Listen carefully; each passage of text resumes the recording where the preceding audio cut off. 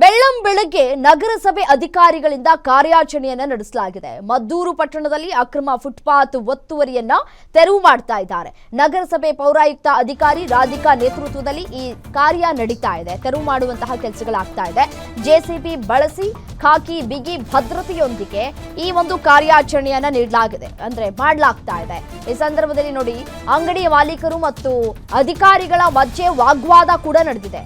ಒತ್ತುವರಿ ಮಾಡ್ಕೊಂಡಿದ್ದೀರಿ, ಸೊ ಹಾಗಾಗಿ ಈ ಒಂದು ತೆರವು ಕಾರ್ಯವನ್ನ ನಾವು ಮಾಡ್ತಾ ಇದ್ದೀವಿ ಅಂತ ಕೂಡ ಹೇಳ್ತಾ ಇದ್ದಾರೆ ಅಧಿಕಾರಿಗಳು. ಒತ್ತುವರಿ ತೆರವಿಗೆ ಸಮಯಾವಕಾಶವನ್ನ ಕೂಡ ಅಂಗಡಿ ಮಾಲೀಕರು ಕೇಳಿದ್ರಂತೆ. ಸಮಯಾವಕಾಶವನ್ನ ನೀಡದೆ ತೆರವು ಮಾಡಿಸ್ತಾ ಇದ್ದಾರೆ ಅಧಿಕಾರಿಗಳು. ಮದ್ದೂರು ಪಟ್ಟಣದಲ್ಲಿ ಫುಟ್ಪಾತ್ ತೆರವು ಕಾರ್ಯಾಚರಣೆ ನಡೀತಾ ಇದೆ. ಅಧಿಕಾರಿಗಳ ವಿರುದ್ಧ ಇದೀಗ ಅಂಗಡಿಯ ಮಾಲೀಕರು ಆಕ್ರೋಶವನ್ನ ವ್ಯಕ್ತಪಡಿಸ್ತಾ ಇದ್ದಾರೆ. ನಾವು ಸಮಯ ಕೇಳಿದ್ವಿ, ನಮಗೆ ಕಾಲಾವಕಾಶವನ್ನ ಕಲ್ಪಿಸಿಕೊಡಬೇಕಾಗಿತ್ತು.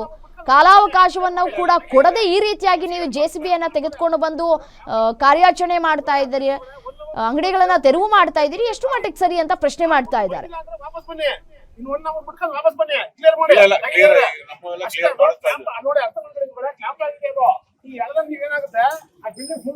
ಬೆಳಗ್ಗೆ 7:45 ಕಮೆಂಟ್ಸ್ ಆಗಿದೆ. ಬೆಳಗ್ಗೆ 7:45 ಸ್ಟಾರ್ಟ್ ಆಗಿರೋದು.